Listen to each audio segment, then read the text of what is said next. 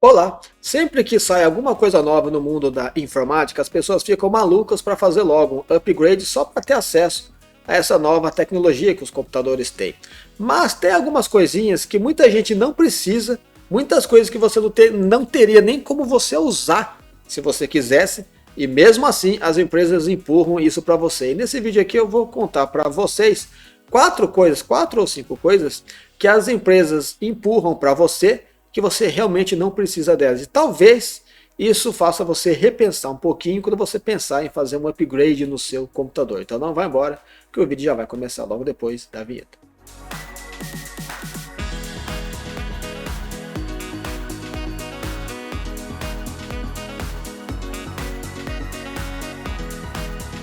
Oi gente, tudo bem com vocês? Bem-vindos a mais um vídeo aqui do Sérgio Tech. Meu nome é Sérgio, você é muitíssimo bem-vindo aqui no meu canal.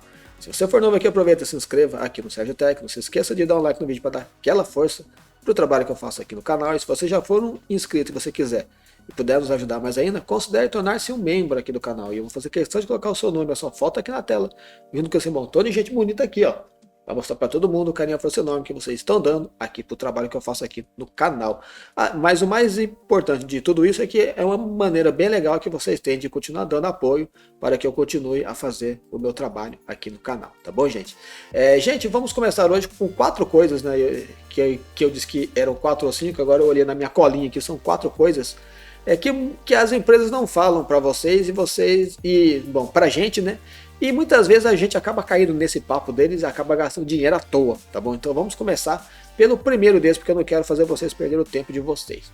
A primeira coisa que vocês vão ver muito falar agora, tanto na 12ª geração da Intel, quanto na geração 7000, né, que é da AMD, que foi até lançada agora essa semana, até postei vídeo aqui no canal falando sobre o lançamento dos processadores Ryzen 7000 da AMD, que são, diga-se de passagem, excelentes processadores, diga-se de passagem. Eles já começam a dar suporte para uma nova tecnologia que é do PCI Express, que é a 5.0. A Intel, a partir da 12ª geração dela, ela já começou a dar suporte para as conexões PCI Express 4.0 e agora a AMD com a nova geração dela, que vai estar no mercado a partir do dia 27 de setembro de 2022, por sinal. E aí as pessoas veem essa nova conexão PCI Express, que sim, ela é 2 vezes mais rápida do que é a conexão 4.0, e aí você automaticamente fala, nossa, mas eu preciso ter essa conexão, porque ela é muito mais rápida do que essa que eu já tenho no meu PC, que é o 4.0. 4.0, se você tiver um Intel de 11ª geração, de 10ª geração, alguma coisa assim, e do lado da AMD você tem suporte a 4.0, olha só, ao 4.0 com os Ryzen que são da geração 5000, tá? E mesmo assim você precisa ter uma placa-mãe com o chipset B550 ou X570. Se você tiver uma placa lá, uma placa-mãe mais de entrada, ela dá suporte a só PCI Express 3.0, para vocês terem ideia.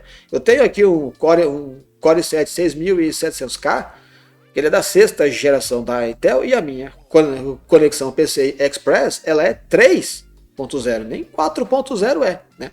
Então eu vou explicando para vocês certinho que vocês não precisam nem da 4.0 em 99% dos casos. Vamos vendo aqui, ó. O que é a conexão PCI Express? São essas portas que você tem no seu computador. Eu acho que eu tenho até fotos aqui, ó. Deixa eu mostrar para vocês aqui, ó. Tá vendo? Ó? Quando você pega lá a placa-mãe, você vê que tem as conexões, tá vendo? Ó? Que são aqueles lugares que você põe placa de vídeo, placa de rede, placa de som, qualquer coisa que seja que tenha conexão PCI, você liga aqui. E hoje em dia, essa aqui é uma foto mais, né, recente, né? E também aquelas conexões NVMe, que é onde você liga os SSDs, esses que são aqueles chipzinho pequenininho, que você encaixa na placa-mãe, que são os HDs mais modernos, né? Eles também são conectados em um slot que chama M.2, que também ele usa a conexão PCI Express no seu computador. Deixa eu tomar água, que eu tô com a garganta bem ruim hoje.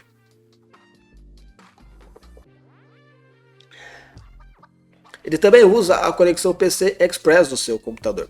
Então, se você comprar um SSD que ele tem uma velocidade muito alta, ele pode ficar limitado pela largura de banda que essa conexão que você tem consegue se comunicar com ele.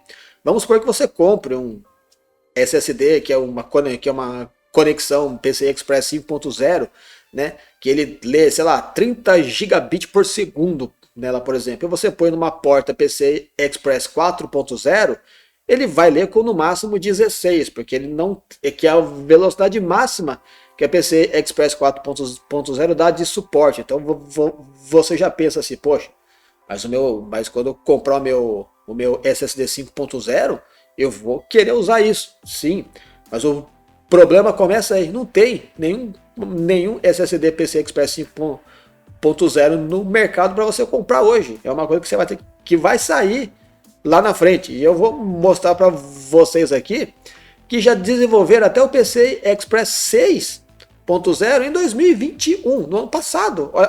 Olha como essas coisas são. E você não tem nada também que funcione nisso. Então, se eles inventaram agora uma placa-mãe PCI Express 6.0, você também não vai usar. Você vai comprar uma coisa que vai ficar lá, que você não usa. Olha só para vocês terem ideia de como que muda a velocidade delas. Elas sempre dobram, tá, de uma para outra. Ó. A PCI Express 1.0, que é lá de 2003, ela tem 2.5. Esse GT aqui, o que seria isso? Giga Transfer, eu acho que é Giga Transfer lá por segundo que eles colocaram aqui. Eu acho que é isso daqui. Mas vamos ver aqui. Aqui é mais fácil, que é a largura de banda dela. Quando você usa em 16x, né? Que é geralmente aquela primeira conexão que você tem na sua placa-mãe, que é onde você liga a placa de vídeo. Então, o primeiro PCI Express, ó, ele dava suporte de 4 gigabits por segundo. 4 gigabits por segundo é coisa pra caramba, é tipo 4.000 megas assim, por segundo, assim. É muito dado.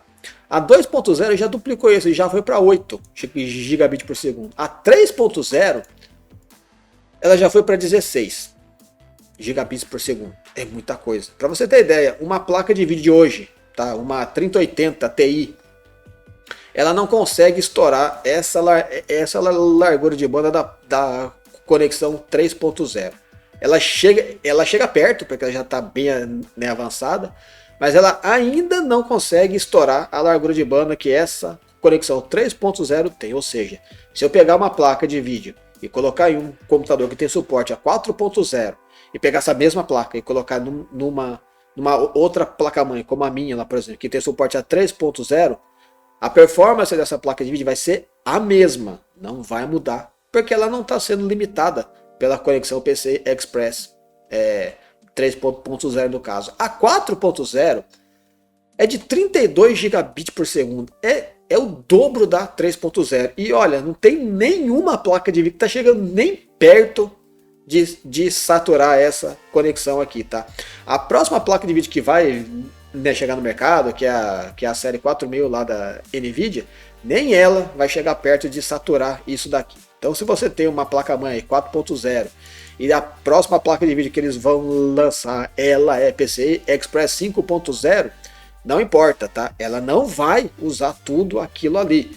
A série 3000, que é da Nvidia, que é essa que eu tenho aqui, eu tenho uma 3070, ela é PCI Express 4.0. O suporte dela é para conexões 4.0. Mas não é por causa disso que quando eu ponho na minha 3.0 a performance dela fica inferior. Eu tenho a mesma performance que um computador usando uma conexão 4.0. Se aquele computador tiver uma performance melhor com ela, é porque o processador dele é mais forte, ele tem mais recursos que a minha CPU não tem, mas não é por causa da conexão PCI Express, entendeu? E agora eu estou empurrando para você a 5.0 com placas-mães super caras com isso daqui. Você não precisa dele, tá? A única coisa que você vai precisar ter uma conexão 4.0 pelo menos, né? É se você comprar esses NVMe, que são esses SSD super mega rápidos de 15 gigabit por segundo lá de escrita e leitura, 25, 30, aí você vai precisar correr para esses caras aqui, ó. Mas fora isso, você não vai precisar nem de perto e nem tão cedo para você precisar usar. Quando o PCI Express 5.0 começar a ficar padrão e todos os seus componentes começarem a ter essa largura de banda para eles trabalharem, vai levar, sei lá, muitos anos. Até lá você já trocou de computador, diga-se de passagem. Então, esse que você comprar hoje, você nem vai usar os recursos que tem nele. Então, só para você ter uma base aí. Então, eu acho que eu consegui explicar certinho, pelo menos dessa parte do PCI Express 5.0 aqui. Muita gente está querendo fazer upgrade só por causa dele e não vai usar isso daí. É uma analogia bem legal. Vamos supor que que você mora em um lugar que a estrada que você pode andar com o seu carro, a velocidade máxima dela é 100 km por hora. E você compra uma Ferrari que anda, sei lá, 400 km por hora. Você, com a sua Ferrari, você nunca vai poder passar de 100 km por hora, porque é o limite máximo que essa estrada permite que você ande nela. Então você vai ficar sempre limitado por aquilo ali, entendeu? É mais ou menos isso que acontece com essas conexões aqui. Outra coisa que muita gente cai na pegadinha, essa aqui muita gente cai na pegadinha, gente, que são as placas de vídeo que são de entrada, que as empresas colocam aquele monte de ventoinha, aquele dissipador dessa grossura aqui, um monte de LED, RGB, o bagulho pisca, solta pipa, faz o caramba 4, mas o chip gráfico dela é um chip gráfico de entrada. Então vamos supor, você pega uma GTX 1050 Ti, é uma placa de entrada, é a placa mais baratinha que a gente tem, é uma placa de entrada, é uma placa que no mundo maluco de hoje custa na faixa de R$1.000 e poucos, né? Mas é uma placa que no mundo normal de antigamente, antes dos preços do hardware ficar essa maluquice, custava 450, R$500, no máximo R$700 você achava uma plaquinha dessa daí. É uma placa de entrada.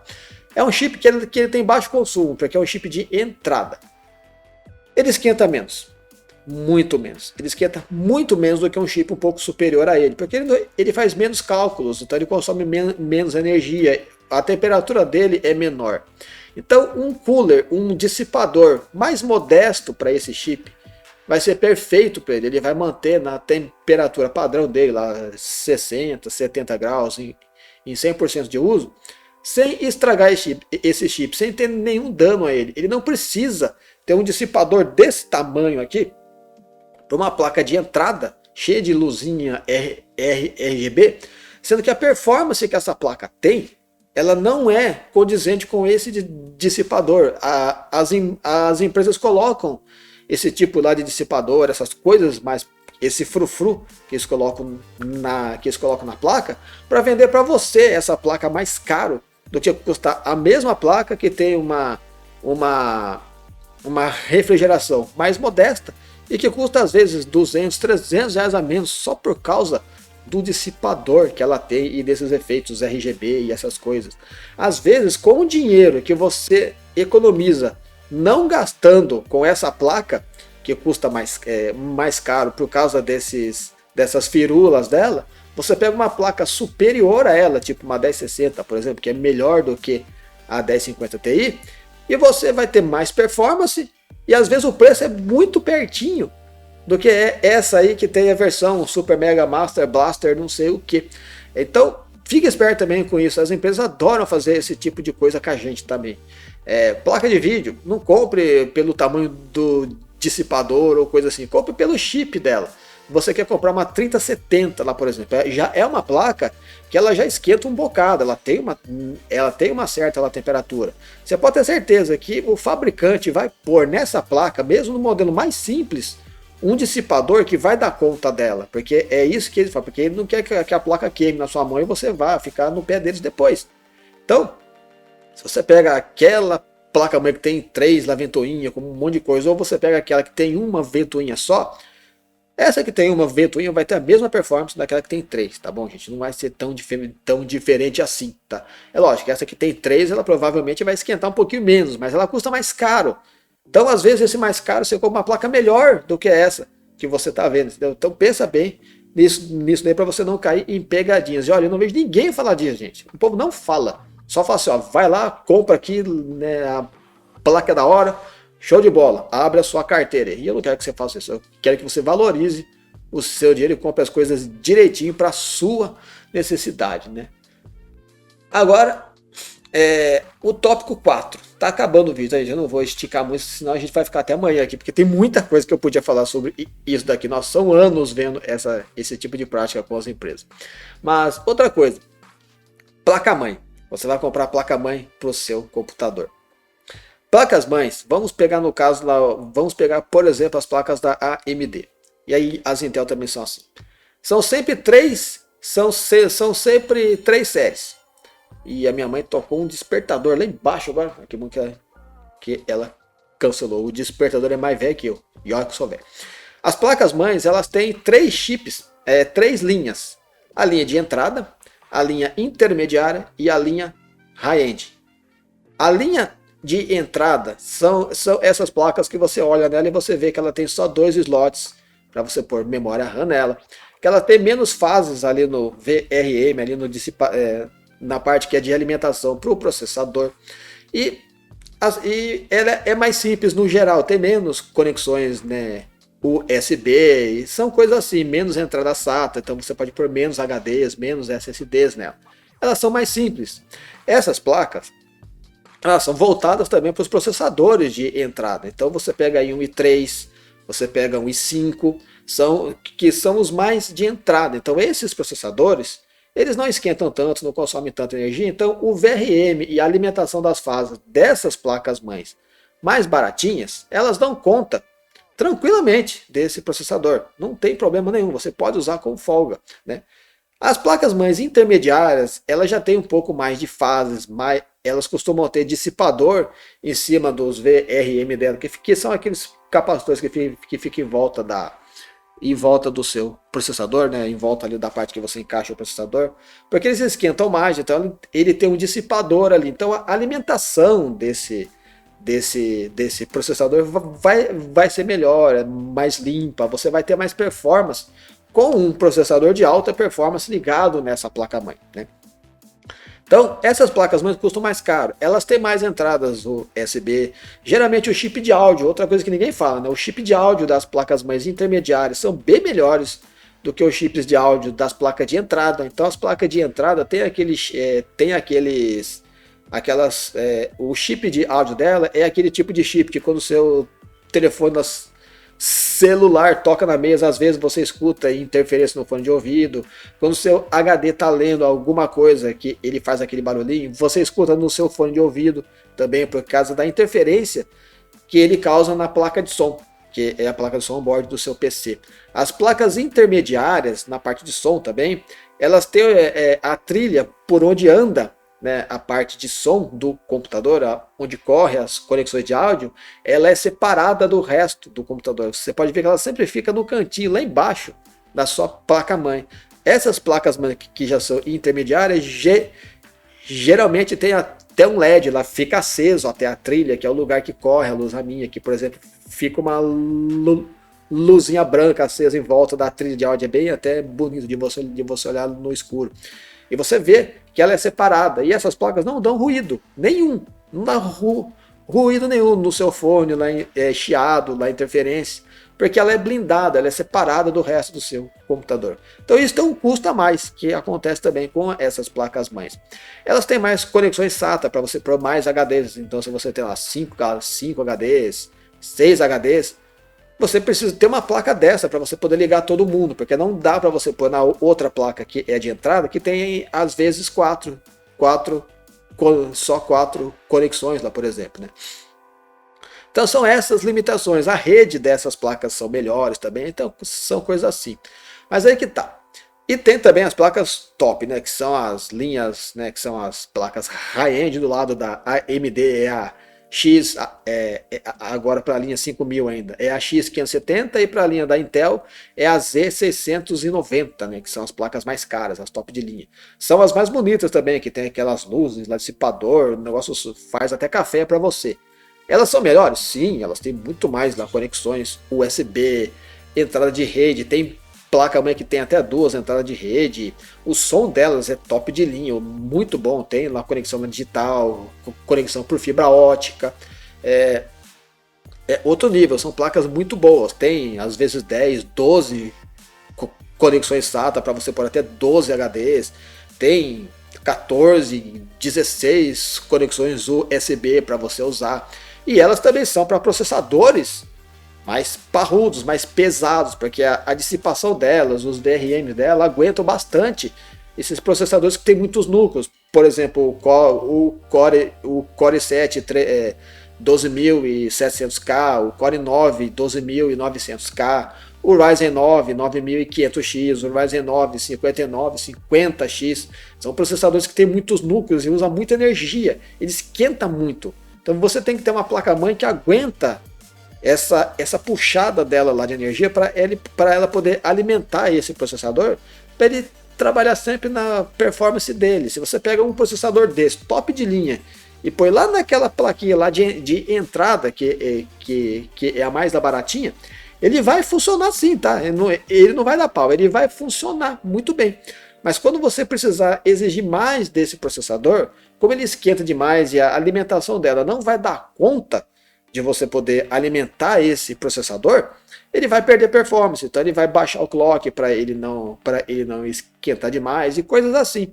Então você perde performance. É por isso que um processador top de linha e uma placa-mãe top de linha, a performance dele geralmente é bem superior ao processador conectado em uma placa de entrada. Essa que é a diferença que você tem. Mas vamos lá, agora que eu já expliquei isso para vocês, porque eu gosto de explicar certinho, gente, para vocês não ficarem perdidos. O que acontece, tá? Muitas lojas e muita gente que você vê aí coloca uma placa top de linha, a top, a mais cara, e coloca o processador mais barato nela e vende o kit para você. E você não precisa, porque esse kit que você vai comprar com essa placa-mãe cara pra caramba, você simplesmente compra separado o kit, só o processador e só uma placa-mãe mais barata, que seja uma intermediária lá, por exemplo. Eu sempre recomendo a placa-mãe intermediária, porque ela está sempre com o melhor dos dois mundos nela, né? E você pode ligar tudo o que você quiser, tem o som melhor, tem a rede melhor, é uma placa muito boa, essas que são intermediárias. Você fica tranquilo, cara, e paga muito mais barato, tá? Uma placa top de linha custa em média R$500 mais caro do que uma placa intermediária. Então veja bem a diferença que você tem, né? Agora se você vai comprar um processador bem de entrada, o mais lá baratinhos, né, lá os Pentium da vida, o Celeron ou o Ryzen 3 lá, por exemplo, você não precisa nem comprar esse kit intermediário. Compra esse lá de entrada, que custa bem mais barato, inclusive a faixa de R$300, R$400 custa uma placa-mãe dessa, e vai dar para você a mesma performance que se você colocasse esse processador numa placa-mãe top de linha, porque o processador não está sendo limitado. Então, fique sempre esperto quando você olhar esses kits que muitas lojas vendem, porque muitas vezes eles fazem isso, eles pegam uma placa-mãe bem cara e colocam um processador de entrada nela só para vender o kit caro para você, porque essas placas-mães são tão bonitas que você olha, você tem aquela impressão de que vai ter uma performance enorme. Não, você vai ter a mesma performance se você pegar esse mesmo processador e pôr uma placa-mãe que custa 1/3 do preço dessas placas-mãe top de linha. Acontece o oposto também, tá? Muita loja pega placa-mãe de entrada ou placa-mãe intermediária que não é de muito boa qualidade e põe um processador top de linha nela. Vai acontecer a mesma coisa, tá? Tem muito chip aí que a gente vê lá do lado da AMD, lá, por exemplo, que é o B550, que se você botar um Ryzen 9 nele, nesse tipo de placa-mãe, em alguns modelos de placa-mãe, né? O VRM dele esquenta tanto que o processador baixa o clock para ele não queimar e perde muita performance. Tem vídeos aqui no canal aqui do Peperaio Hardware que eu até recomendo que vocês assistam, porque é um excelente canal. Ele faz testes lá e ele pegou eu acho que era que era uma placa-mãe ASRock, que era o chipset B550, botou lá um Ryzen 9 5900X e a placa-mãe começa a dar throttling lá de temperatura, ela começa a baixar o clock do processador por causa da temperatura dela. Então ela não suporta um processador forte desse, e muita loja vende esse processador com essa placa-mãe, para você ter ideia. Então tem essas coisas. Que eu vi nos testes dele, deve ter mais placas que fazem, mas nos testes dele que eu vi lá, do B550, que dá conta de um Ryzen 9, né, que é um processador que é bem mais robusto, são as B550 TUF da ASUS, tá? Que é aquela placa-mãe que você já vê que ela tem até uma dissipação bem robusta. É igualzinho a dissipação que tem no top de linha, que é a X570. Então, na B550 da ASUS, você pode botar o Ryzen 9, que você não vai ter problema não. Pelos testes que eu vi no Peperario, é bem tranquilo. Você pode ficar tranquilo, tá bom, gente? Então, é mais uma coisa para vocês ficarem espertos aí. E o quarto tópico para esse vídeo acabar logo, que vocês devem estar com sono e devem estar xingando até a minha 13ª geração, é a memória DDR5, que é mais um fator que está fazendo muita gente comprar computador novo hoje. Cara, eu já vi gente que tem um Ryzen 9 top de linha agora da quinta geração, a quinta geração lá da AMD, né? Com tudo bonitinho, com 32 GB de RAM, show de bola. É o tipo de computador que qualquer coisa que você joga nele, que você mande o bicho fazer, ele faz rápido e com a mão nas costas, porque ele é tão forte que você não consegue gargalar um bicho desse, ele é muito forte, né? E por causa da memória DDR5, muita gente já está querendo trocar para ir para DDR5, porque ela é mais rápida no papel, nos clocks dela. E ela é mesmo. Você pega a memória lá DDR4, as mais top de linha, né? É de 3.2 GHz, né? 4.000 na MHz, 4.600 MHz, eu acho que é a mais cara que tem, que é raríssimo achar dessa placa, que é a DDR4. E as memórias DDR5, a mais vagabunda, a mais baratinha, né, a mais chifrinha ali, começa já com 4.600 MHz, já começa e vai até 6.000, 7.000, é uma coisa absurda, é muito rápido, o clock dela é muito alto. E lógico, quando você vê isso, né, você fala, nossa senhora, a diferença dessas memórias é muito mais rápida, eu vou ter muito mais performance no meu PC. Não, se você olhar os testes que a gente vê, você pode olhar, não escute só por mim. Assista outros vídeos aqui no YouTube, lá comparações. Vejam bem sites americanos que fazem bastante esse tipo de teste. E aí você vai ver que a memória DDR5, a diferença que ela faz, eu vi até lá na Adrenaline uma vez que teve lá um teste também. Às vezes é 2% a mais, 5% a mais. Ela é mais rápida assim, dá uma diferençazinha assim. Mas é bem pequena. E pelo custo, que custa tudo isso para você fazer a troca, você vai ficar basicamente na mesma que você está com o seu computador hoje. Então você vai jogar um monte de dinheiro fora para ficar na mesma. E você não vai sentir aquela coisa que você fala, nossa, agora ficou bom. Não, vai ficar a mesma coisa. Isso que é uma coisa que acontece bastante também. Memória DDR5 está fazendo uma diferença assim em coisas bem específicas, cálculos nela de moléculas, essas coisas que são de meteorologia, que os caras usam aqueles computadores que são em servidores, né? Tem um jogo que dá uma diferença um pouco maior, que é o jogo do Homem-Aranha, que saiu agora, inclusive, né? Que viram que com memória DDR5 ele fica um pouco melhor o jogo, mas é tipo assim, com o DDR4 você está jogando o jogo com 250 frames por segundo, com a DDR5 ele dá 270, mas você já está com 250 frames, você não tem nem tela para você ver isso daí, você não precisa nem desse 250, você não precisa, quanto mais dos 270, entendeu? É a mesma coisa também que vai empurrar muito para você vai ver muito isso em loja, né, comercial, fabricante falando que você precisa da DDR5. Não, você não precisa da DDR5, você está muito bem com a DDR4 até o presente momento, tá? Quando mudar isso, começar a, né, usar bastante, né, isso, obviamente eu também vou mudar de opinião também, tá? Mas eu já venho acompanhando o mundo do hardware antes de existir memória DDR1. Eu sou lá do tempo daquelas RAM Bus lá, que era na época era a memória mais ferrada que tinha, né? E DDR1 para 2 tinha pouca diferença. DDR2 para 3 também a mesma coisa. DDR3 para 4 a mesma coisa. Ela começa a ter a diferença depois de um tempão que ela saiu, tá? Então daqui uns 2 anos ou 3, quando tiver bem arrumadinho já, né, padrão da DDR5, eles começarem a otimizar bem as coisas, você vai começar a ver a diferença entre a DDR4 e a DDR5 sim. Da mesma maneira que você vê hoje da DDR4 para a DDR3. Quando foi lançada a DDR4, tá, eu até lembro que eu peguei a DDR4 logo no começo, né, quando ela saiu. E eu notava zero diferença entre o PC que eu tinha com o DDR3 e com a DDR4. Não mudou nada. Eu fui começar a perceber isso bem depois, quando foi mudando bastante a arquitetura lá de processadores e foi saindo modelos mais novos lá de memória, que isso também é bem importante. Então tem coisas assim que com o tempo melhora. Então essa primeira geração agora que a gente está tendo de computadores com DDR5 e PCI Express 5.0 é um teste, gente.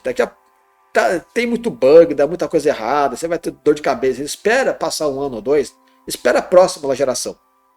lá de processadores Intel e também AMD, pega a próxima geração, não pega essa agora. Espera dar uma para passar todos os bugs, todos os perrengues que daqui dá. Lembra lá do primeiro Ryzen quando saiu, dava bug até com o próprio Windows 7 e 10, ele travava, não funcionava. Deu muito bug, levou quase um ano para estabilizarem isso. Não funcionava com um monte de marca de memória RAM. Quem é da época lá de 2016, 2017, lembra o perrengue que foi a primeira geração do Ryzen, tá? Vai acontecer a mesma coisa agora com o Ryzen 7000 e também com a Intel, com a 13ª geração. Sempre acontece. Com a Intel acontece bem menos, tá? Nisso a Intel realmente ela é bem na superior. Ela dá bem menos pau do que dá com a AMD, tá? Mas acontece também. Então, se o seu PC tá bom, tá legal, tá joia, fica com ele aí. Fica com ele. Ou se você quer fazer um upgrade, pega da quinta geração lá da AMD agora, que são ótimos processadores. Eu vou inclusive pegar um para mim. Eu poderia pegar um novo, não, eu vou pegar um agora. Porque não vale a pena investir tanto nesses novos. E se você é do lado lá da Intel, que também é excelente, pega a 12ª geração com o DDR4, que ela dá suporte também para 4. A placa-mãe é mais barata e você pode usar a memória que você já tem aí. Então você pode ir até para a nova geração Intel, usando a memória que você já tem no seu PC, sem você cair nessas pegadinhas de loja. Fique esperto aí, porque o seu dinheiro vale muito mais do que qualquer coisa. Ninguém paga as suas contas, quem paga as suas contas é você. Então você sabe o que você faz com o seu dinheiro, não é verdade? Mas gente, o vídeo ficou grande, desculpa, mas são coisas que muita gente, que muitas lojas, muitas empresas falam e ninguém conta para você. E eu gosto muito de contar isso para as pessoas ficarem espertas e saberem exatamente o que elas compram e de acordo com a necessidade delas, tá bom, gente? Então, desculpa se o vídeo ficou grande de novo. Eu espero que esse vídeo tenha sido útil para você de alguma maneira. Se você for novo aqui no canal, aproveita e se inscreva aqui no Sérgio Tech. Não se esqueça de dar um like no vídeo para dar aquela força aqui pro canal. E se você já for inscrito, se você quiser e puder nos ajudar mais ainda, considere tornar-se um membro aqui do canal. E eu vou fazer questão de colocar o seu nome e a sua foto aqui na tela, junto com esse montão de gente bonita aqui, para mostrar para todo mundo o carinho e a força enorme que vocês vêm dando aqui pro canal, tá bom, gente? Eu posto vídeos aqui no canal quase todos os dias às 11 horas da manhã. Eu espero do fundo do coração vê-los aqui no próximo vídeo que eu vou postar aqui, se Deus quiser, amanhã, tá bom, gente? Eu prometo que os próximos vídeos vão ser menores, assim como os outros que eu tenho aqui no vídeo, tá bom, gente? Não fiquem bravos comigo. Um abração para todos vocês, espero que vocês fiquem bem, fiquem com Deus e até o próximo vídeo. Tchau, tchau, gente.